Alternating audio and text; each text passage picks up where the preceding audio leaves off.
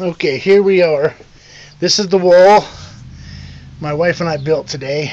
You see where we kind of screwed up on the cut for the template, but it was my first time. But I think it came out good. That piece that's overlapped down there, I didn't have a snap line to cut it off, so I'll do that when I get it. But that's our wall. And from this area here to the roof, we're going to paint it, seal it in, and it's going to be 16 feet in here. We're going to paint the roof and the sides next, and then we'll insulate the windows in and build the walls, and then we'll fill in the holes where the seats were with some rubber seal, and where the heater coolant lines are, we'll be building a box on those around that instead of putting the old metal back in that was light there.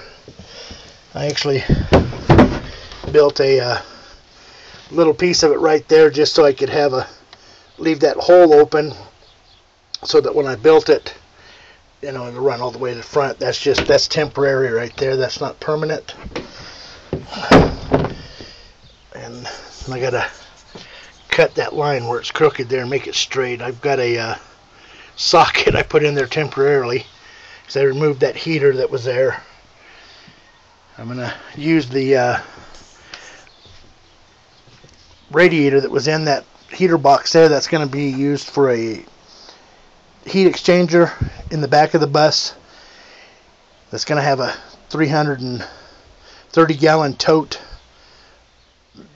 back there that I'm going to process waste vegetable oil in with a PA biodiesel 120 inverted centrifuge. We'll go around to the back and you can see how much room's back there.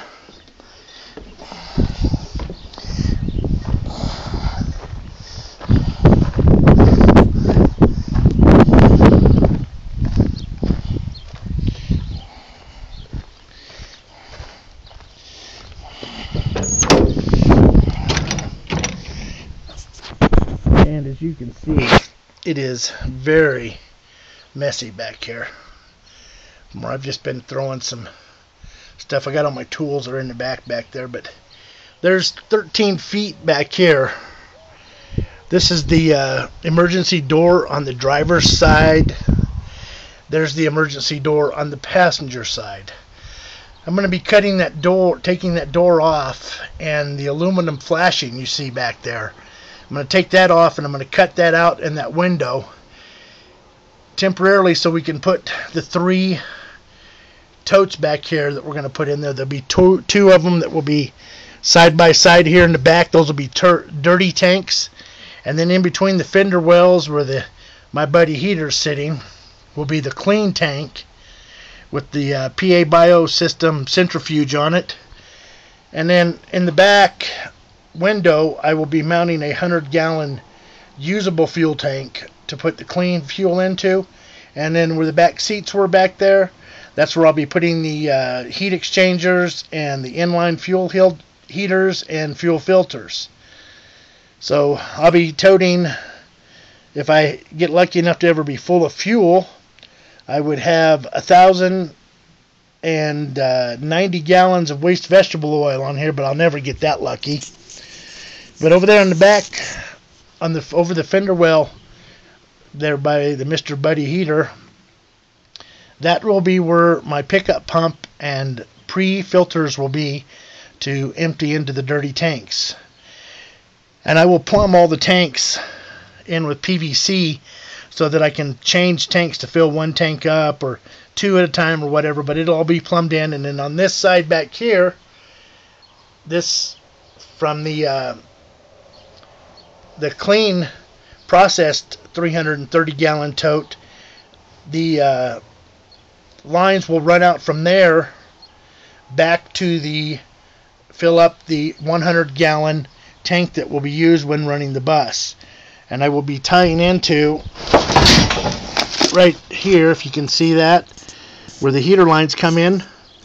Back there just a little piece more, I will be splicing into those so that I can run off the engine coolant to heat the 330-gallon tote that will be being used with the bio centrifuge on it.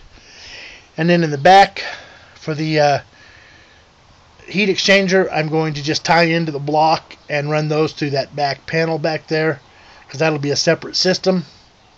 And then over there where you see that propane tank next to the 55-gallon drum and the blue bin back there, that will be where I will be putting my fuel switches to change from diesel to waste vegetable oil. That will be electronically done. I'll wire it up to the front so you can switch it electronically, so you don't have to come back here and do it manually. But I'm going to run all the fuel lines on the inside. There's only about less than 18 inches. I believe I measured, and I think it was 11 inches from that wall back to the pickup pump. So I don't have a lot of open line, but I will be wrapping all the injector lines. Will be wrapped with 12-volt heater injector wrapping. I forget the name of it.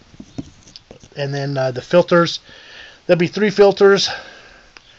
Once it goes from the 100-gallon fuel tank, it'll go through the heat exchanger, then through a heating element, inline heating element, and then it'll go through a stage of 3 filters, which each one of them will have a pressure gauge on them that'll be electronic, so I can monitor the pressure on the fuel gauges up front.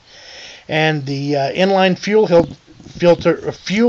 inline fuel heaters, there will be temperature gauges on those, the one before the fuel filters and the one after it, so I can monitor the temperature going in to the engine. And I'll also have one up there on the fuel tank, so I can monitor the temperature in the fuel tank.